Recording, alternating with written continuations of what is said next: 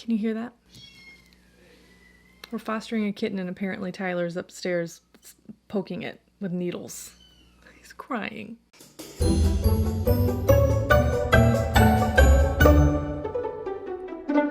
Hi guys! Welcome back to another episode of Crue Trime. Crue Trime. If you are new here, hi! My name is Sarah, and what I do here is tell you a terrible story to ruin your day and put on my makeup at the same time. So if that sounds like a fun combination to you, you're in the right place. So make sure you subscribe to this channel, hit the bell notification, and then that way you will never miss one of my terrible stories. So today's story is one that I was all in on when it was playing out in real time. It's pretty recent. This happened during like COVID times. And everything about this story is terrible, so hold on to your butts. This is the story of Vanessa Guillen.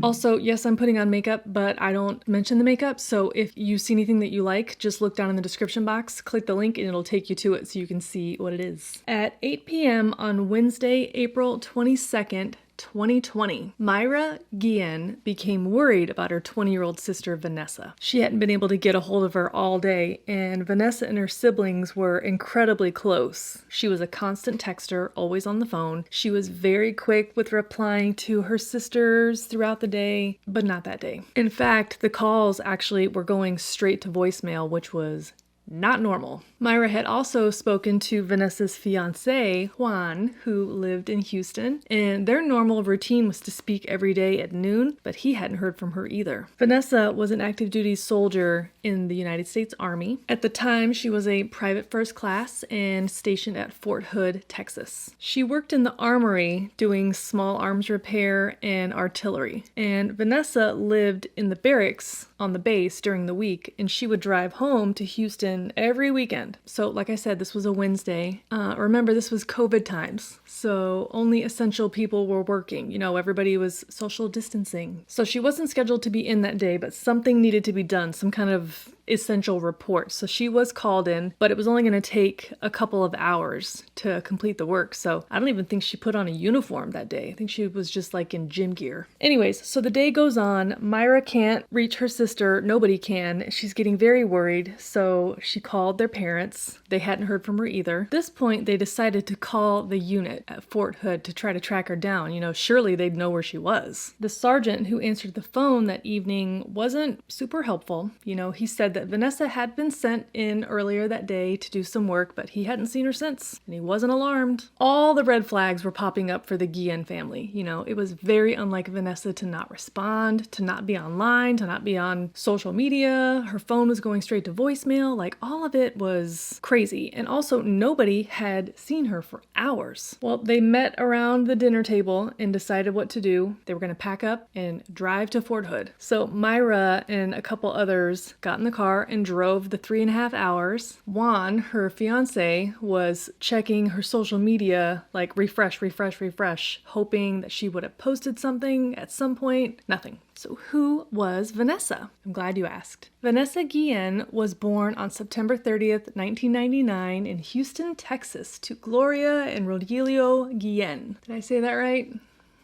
Probably not. Anyways, they immigrated to the United States from Los Delgado, Mexico, and settled in southeast Houston, Texas. And they had 6 children in total. The Guillen family were very close, very tight-knit, devout Catholic. They loved their community and culture. Vanessa was a very talented athlete. She loved lifting weights, soccer, running cross country, and she did all those sports when she was in high school. When Vanessa was just 10 years old, just a wee babe, she told her mom that she wanted to be in the Army. Vanessa had a lot of friends in school. She was an excellent student, and she also made sure to take the extra time to sit with her sisters to make sure that they were doing well in school as well. Wow. The point is, she was a very good example to her sisters. It was very important to her. When she was still a senior in high school, she turned 18 and she brought home a surprise. She had already enlisted in the Army.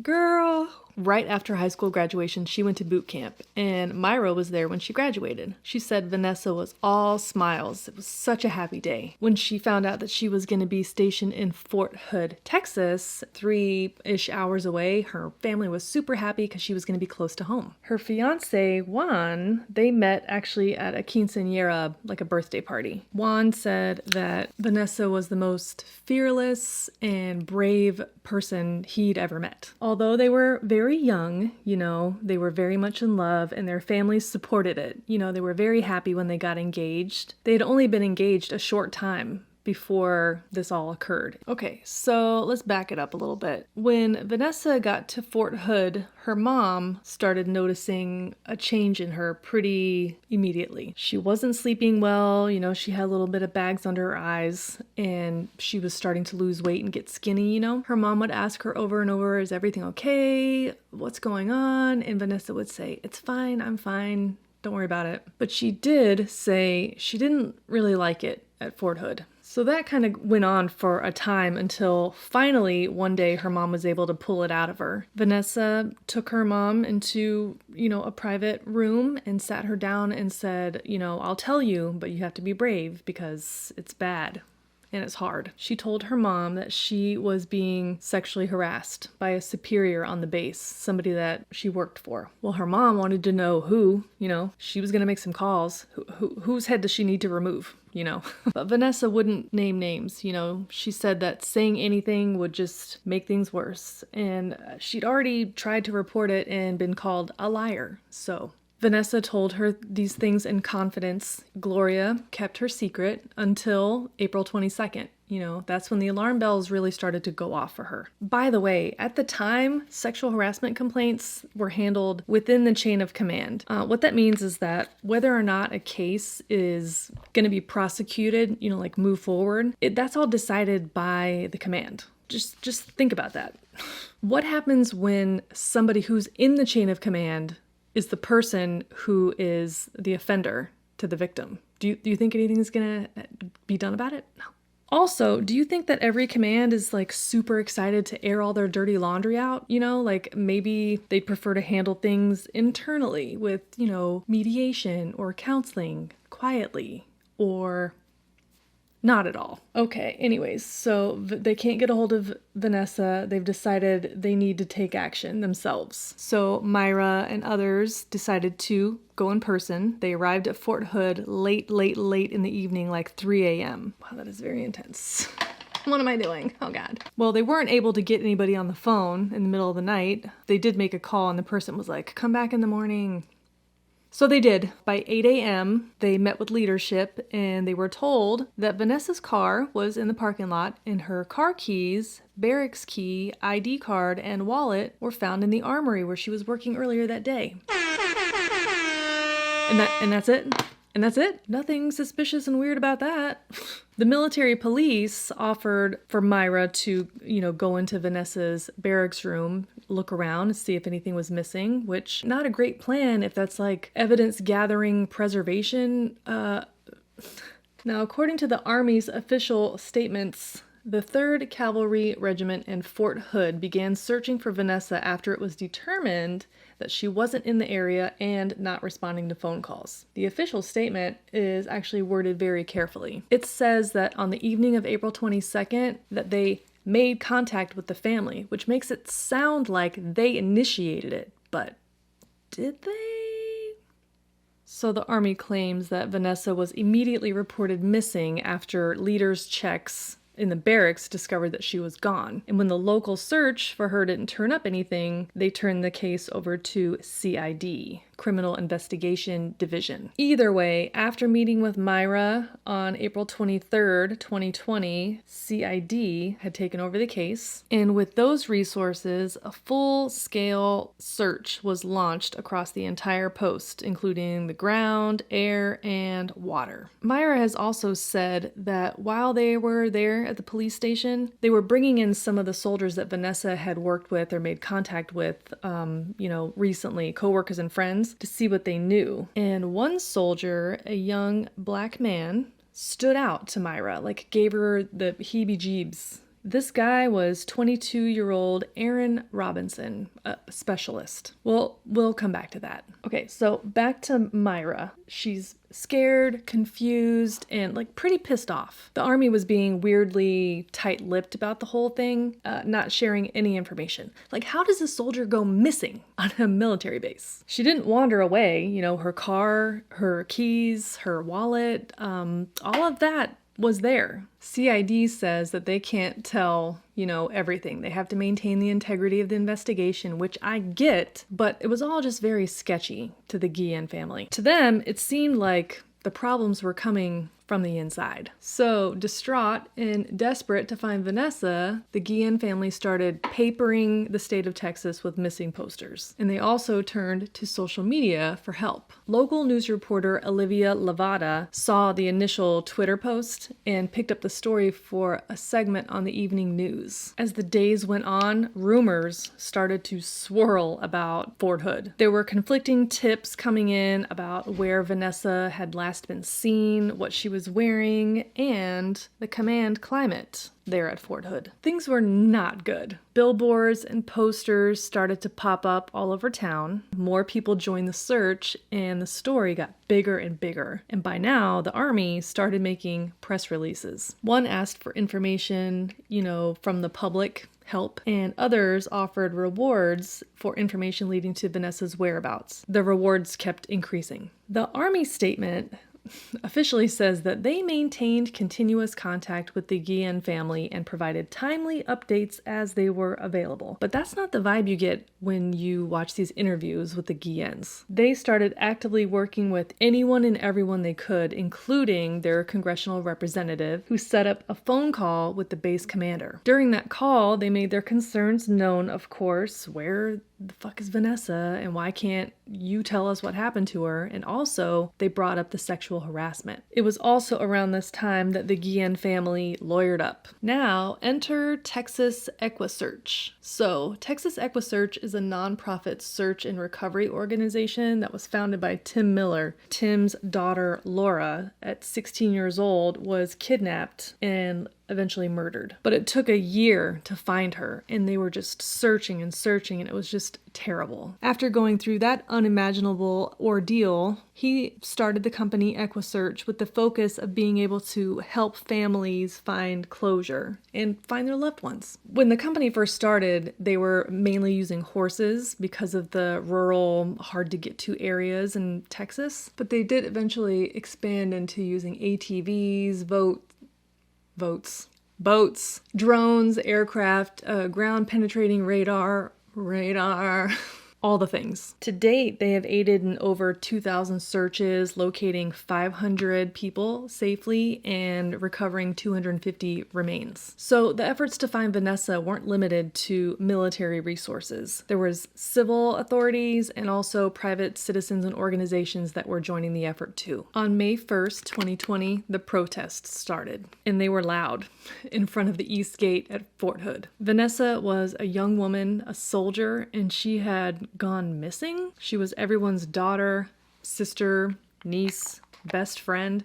She was immediately relatable. By the time the protest had started in Texas, everybody knew who she was. And it seemed like half of them showed up. You likely remember seeing the hashtag #IamVanessaGuillen trending at the time. I know I shared it. Vanessa's sister and mother were there, family and friends, church members. Everyone who loved her traveled to Killeen to let the army know that they wanted answers now. And the heat was on, and the publicity at this time was huge. So let's back it up a little bit more to the day that Vanessa disappeared. Vanessa had two co-workers that she was pretty close friends with, Tay Hightower and CJ Landy, and they were supposed to go on a hike that afternoon. But like everyone else that day, they couldn't get a hold of her. Tay went to Vanessa's room. Her roommate answered the door. Vanessa wasn't there, but he saw her Jeep in the parking lot. She had to be nearby. Well, as the night went on and they they couldn't reach her, they all started to worry too. Around 10 p.m., Tay found out that Vanessa had been working that day with Specialist Robinson, so he called him. Well, Robinson told him that when she showed up that day, he didn't even speak to her. She did what she did, and then she left and went on to the motor pool office. So by the next morning, the rest of the unit, they all know what's going on. Remember, the sister has shown up and is asking questions. So a supervisor asked Specialist Aaron Robinson in front of the whole crew what happened when Vanessa came in. Robinson said that their interaction wasn't remarkable. He kept it very professional. But this made Tay and CJ squint because he told them that he didn't even speak to her at all. Okay, so now it's April 24th. She's been missing 2 days, and Vanessa's status was officially changed to AWOL. That means absent without leave. So AWOL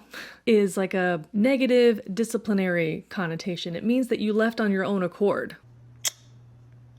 What? Considering how alarmed her family was, and 2 friends/co-workers, didn't know where the hell she was either, it's like super fucked up to jump straight to that. That she abandoned her post. Vanessa had left her personal items in that first arms room. Actually, I think it was the motor pool office. And the soldier in charge that day expected her to return, but then she didn't. So that makes Robinson the last one to see or speak to her. The last text message that Vanessa ever sent was to Aaron Robinson, but the Army didn't bother to collect any of that information at the time. If they did, it would have been a clear indication that something was really wrong. Okay, so as I mentioned, Vanessa worked in the armory, with firearms. She did inventory and repairs and maintenance, all that kind of stuff. And that day, she had been in the arms room. She needed to go to a separate room to get a serial number for a .50 caliber machine gun. She texted Specialist Robinson regarding this task.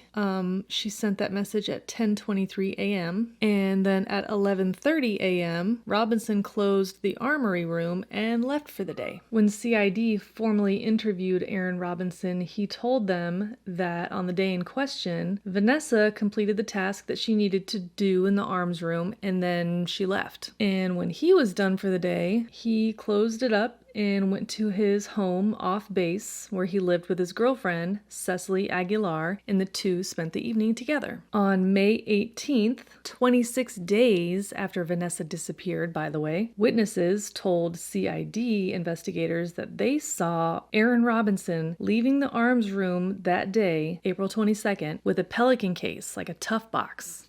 It's like one of those large black, heavy plastic boxes on wheels with a handle. He was seen wheeling it across the parking lot and then laboring it into his car, indicating that whatever was in it was very heavy. So with that little nugget of information, CID went back to Robinson and he consented to a search of his cell phone. Wow. They used Cellebrite. Cellebrite is a tool that extracts and analyzes the data from cell phones, calls, texts, GPS, all of that stuff. The data that they extracted from Robinson's phone indicated that instead of being home on the night of April 22nd and in the early morning hours of the 23rd, he was instead 30 minutes away in Bell County for about 2 hours. That's weird. On June 19th, 2020, CID questioned the girlfriend, Cecily Aguilar. If Robinson was with you all night at your home, then why does this data say that he called you several times that night? Well, she said that she had misplaced her phone and he was calling it to try to help her find it. We've all done that, right? Well, that didn't fit at all because the length of the calls kind of doesn't make sense. Well, Cecily changed her little story and she indicated that sometimes she likes to go on drives to cope. Okay, whatever that means. She said that she and Aaron Robinson had gone for a drive that night along the Leon River. They just wanted to be out in the night and look at the stars. Well, the cell phone data did match this story. It showed that they did travel along a highway and by a bridge and then along the river for about 2 hours on the night of April 22nd. So they refocused the location or expanded it, the search, to the area along the Leon River. In an area near Belton, Texas, investigators discovered what appeared to be a burn site. They had found a patch of disturbed earth and what they determined to be the remnants of the lid of a tough box that had been burned, melted. But they didn't find any human remains. Not at that time. It wasn't until June 23rd that Fort Hood finally started using the words foul play. Are you fucking kidding me?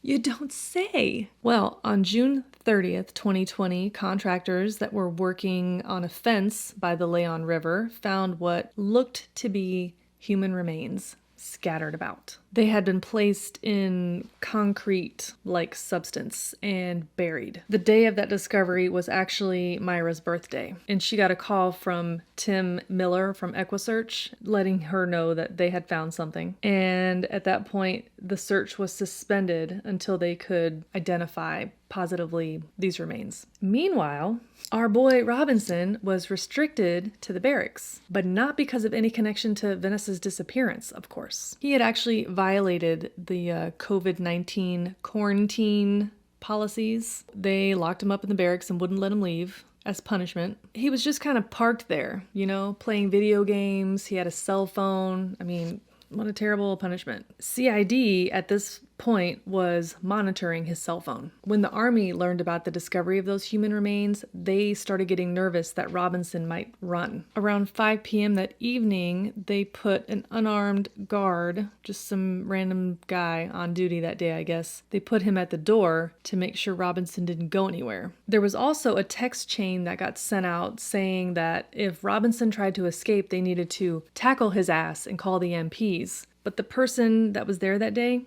never got the message. So when the news officially broke about the discovery of the remains by the river, Aaron Robinson started sending text messages to Cecily Aguilar. He started sending pictures of the news, and the text messages said, quote, "Baby, they found pieces. They found pieces." At 8:30 that night, Cecily was interviewed again, and at that time, she got a little closer to the actual truth. She said that on April 22nd, Robinson picked her up after work. She worked at a gas station convenience store, and he told her that he killed Vanessa. He said that Vanessa saw the lock screen on his cell phone and it was a picture of him and Cecily. Why would anyone give a shit?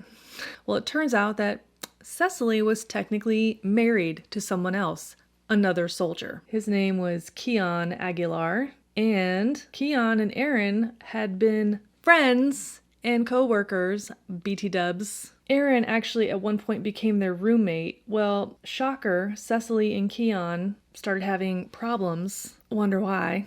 Anyways, they separated. Cecily moved out. Aaron followed, and then they moved in together. They became a thing. Well, it's unclear at that point whether or not Keon knew about that little arrangement, but since Keon and Cecily were still legally married, that's a big no-no, right? It's fraternization. He, for that offense, could be prosecuted by the military and confined for up to 2 years or just totally kicked out. So Cecily said that Aaron told her Vanessa saw the picture of her, realized that he was having an affair with a married soldier's wife, and threatened to turn him in. So he picked up a hammer and hit Vanessa in the head over and over until she died. Then he stuffed her body inside of the Pelican box, and when he picked up Cecily from work that day, he had already taken Vanessa's body to that spot near the river. Hang on a second.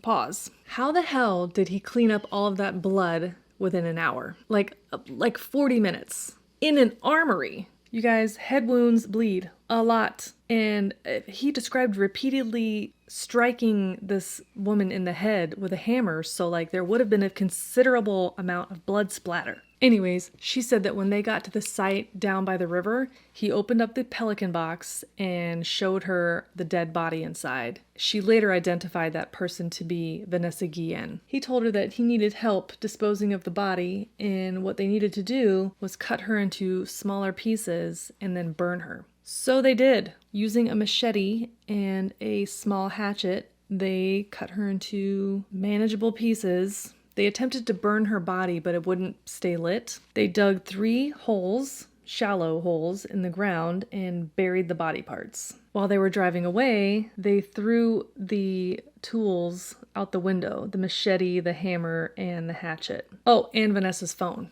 out the window. Then on the 26th of April, 2 days later, they returned with gloves, hairnets, and concrete that Cecily had purchased from Facebook Marketplace. They dug up the pieces that they had buried, burned them further. Also, they burned the gloves and the hairnets. Then they sprinkled lye and concrete over the holes, replaced the dirt, and then when they got home, they burned their clothes. This is what Cecily told authorities. Well, back at the barracks, it's now just after 10 p.m., Robinson got a call from his mother. Apparently, she was watching the news. Well, the guard at the door heard him on the phone inside saying, "Don't believe what you hear about me." A few minutes later, Robinson decided to make a run for it. And he did. I mean, the guard was unarmed. He also didn't know that he was supposed to, physically try to restrain him, so he didn't, and he just ran away.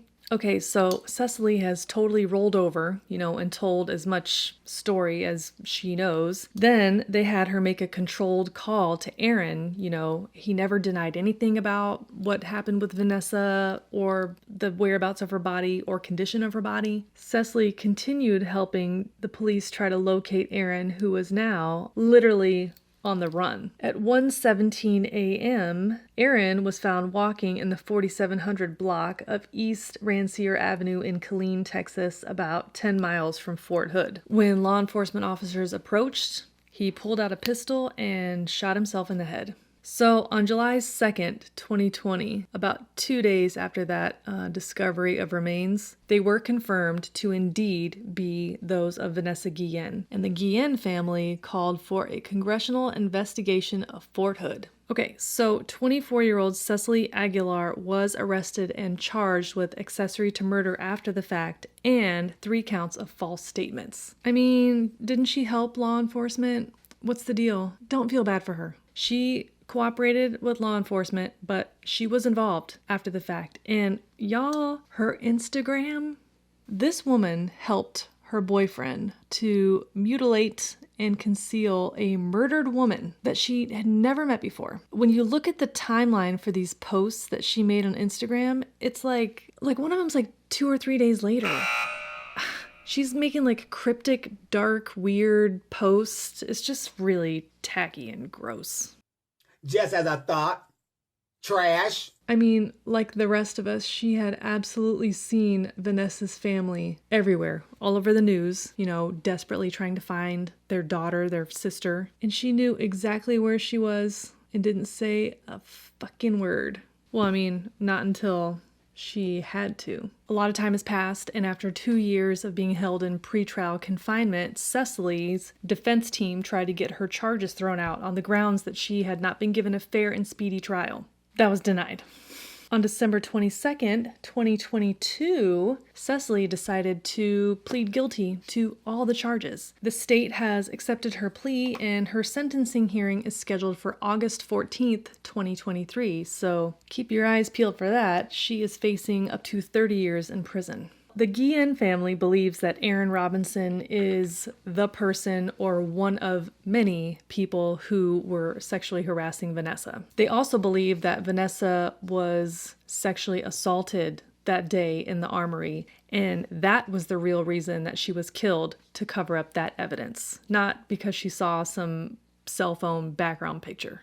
Based on the cover-up culture that existed at Fort Hood, he would not have been worried about her making a report because it wouldn't have gone anywhere. It didn't go anywhere. In fact, later, in the independent third-party investigation that was conducted, Aaron Robinson had been sexually harassing another soldier, and the report detailed a, quote, clear progression of events, cell phone text solicitations, in-person encroachments, and potential stalking, but nothing was done about it. Also, 2 times Vanessa spoke up to someone in her chain of command about a superior whose name was redacted. On one occasion, the superior suggested that they have the sex. And on another occasion, during field training, the same guy tried to approach her when she was showering. Spoiler alert, that guy was Aaron Robinson, and no action was taken on any of these complaints. The media attention surrounding the murder of Vanessa Guillen exposed an iceberg of issues surrounding Fort Hood. Fort Hood is one of 800 military bases located around the world, and in terms of population, it's the third largest army base in the United States. There's like 65,000 soldiers there. By the end of 2020, 14 leaders were either totally relieved or suspended from their positions as a result of the independent investigation into violence at the base, including murders, sexual assaults, and suicides. Major General Scott F. Lant and the entire command team of Vanessa's unit have been relieved of duty. In just the first 9 months of 2020, the year that Vanessa Guillen was murdered, Fort Hood saw 5 homicides, 7 suicides, 9 accidents, 2 illnesses, and 5 suspicious deaths. In 2021, at least 39 Fort Hood soldiers died or went missing. 11 of those cases are still unsolved. On a military base. How? The statistic alone from that year is bigger than the number of American casualties in Iraq and Afghanistan in the same year. If you guys want to see a deep dive into these incidents at the Great Place, just let me know. And if any of you guys live or work on Fort Hood, be careful, friends. So the Guillen family, especially Myra, and even Vanessa's younger sister, Lupe, they knew that no matter what Fort Hood did, it would not bring justice to Vanessa. All those men and women in our service suffering from sexual harassment, suffering from sexual assault because they report it, yet they take it as a joke. My sister's no joke.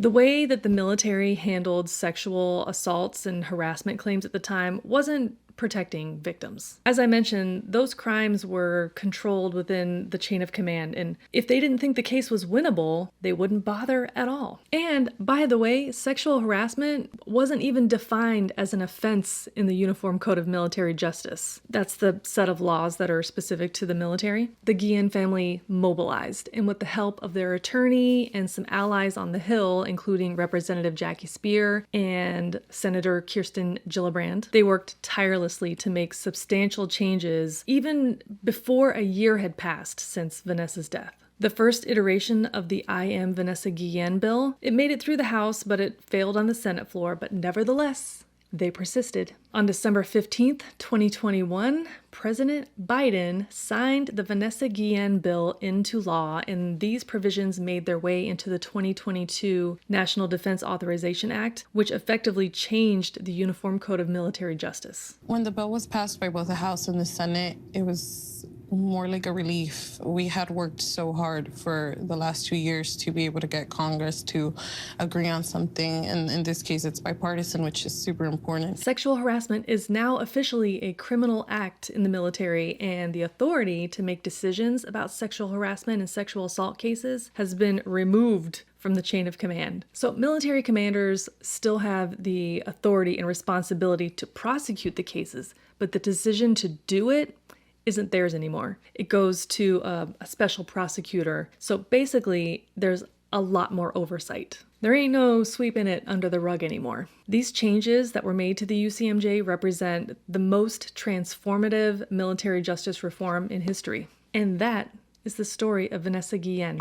If you are a person in the military or you know a person in the military who is experiencing sexual trauma, help is out there. Look down in the description box. I will make sure to link some resources for how you can make a report if you need or want to, or if you just need or want someone to talk to. You're not alone. Again, if you want to know any of the makeup that I used in today's video, just look down in the description box. Everything is linked for you. If you want to make a recommendation for a Crue Trime story, there is a Google Doc for you to complete and leave all the details. I would love to hear from you. Thank you so much for hanging out today and for watching this video. I really appreciate it. If you want to see more videos like this one, then consider subscribing to this channel before you leave today. I upload new videos here on YouTube every week, and you can follow me on most of the other socials as well. That is it for now. I will catch you next time in the next video. Bye! 14. Shit. That's liquid. Gross. Rogelio. Oh, I was way wrong. Rogelio. Okay, I was way wrong. Rogelio. I'm still saying it wrong. Sorry, I tried. Fucking shit. Ah! In the U. Ah, I can hear that baby. What are you doing to him?